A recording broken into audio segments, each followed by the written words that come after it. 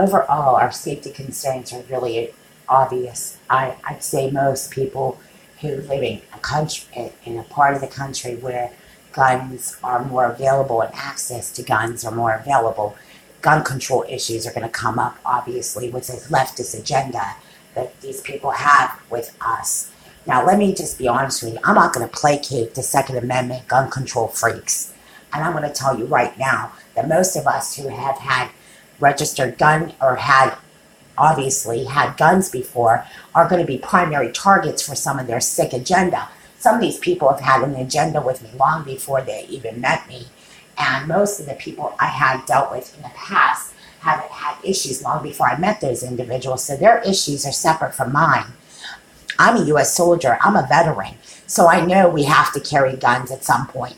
And what Bill Clinton and Hillary Clinton did in the cabal have tried to silence soldiers, including Fort Hood, including some of the other veterans. Do you know in Benghazi, we haven't even really addressed what happened in Benghazi? Because, listen, they were telling these parents something that was totally different from what was really happening. Who got that 3 a.m. call? It wasn't Hillary. I'll guarantee you that. It was Obama and Obama administration and all the things that are going on with Valerie Jarrett and all this stuff that's going on with Roseanne.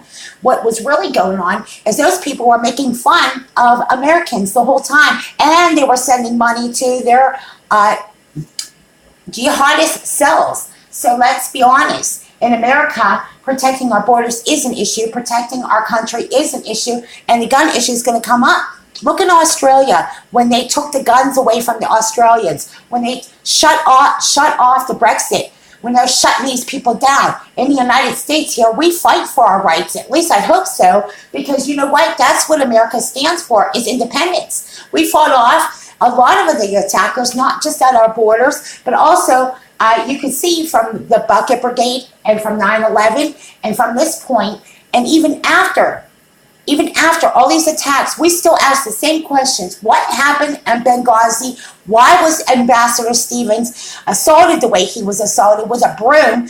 And why isn't not more Americans engaged in this discussion? Because this is your discussion, whether you think it impacts you or not. It impacts every American.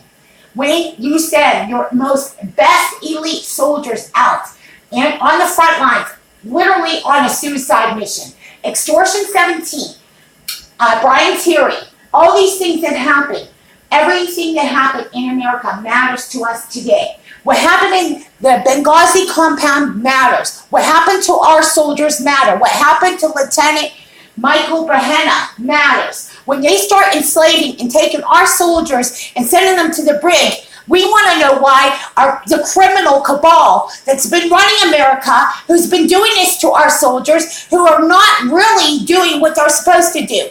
Really, what they're doing is they silence the real soldiers, and we have soldiers that are committing suicide, and it's time for America to stand up for your soldiers. Stand up for your veterans. Don't dare let another soldier commit suicide under the threat of any attack. Do you understand that our soldiers are the ones that are on the front lines? You have now a law enforcement, an officer who is 29 years old, who just died of injuries. This is your issue. You have sons and daughters that are probably going to be wearing a uniform. At least do this much.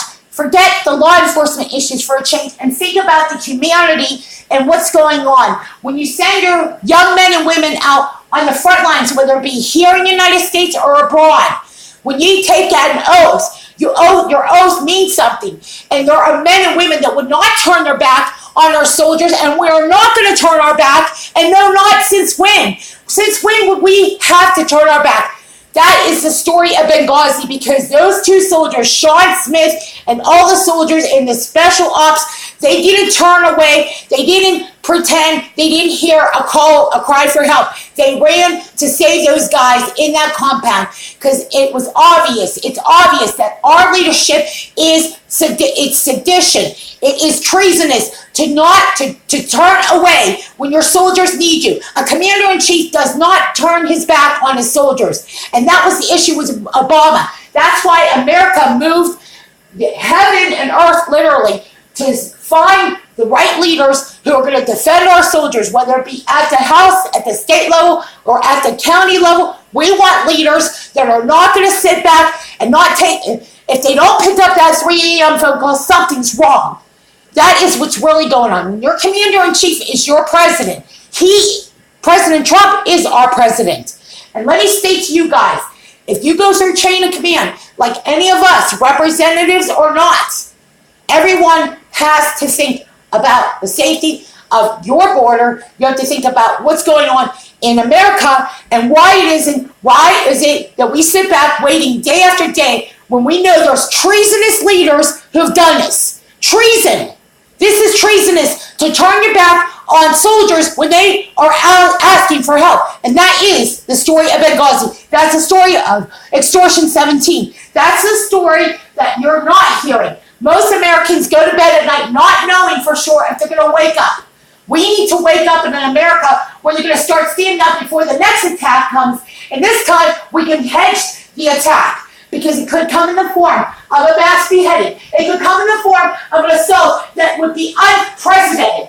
Wake up, people, wake up. Don't turn your back on soldiers, especially your veterans.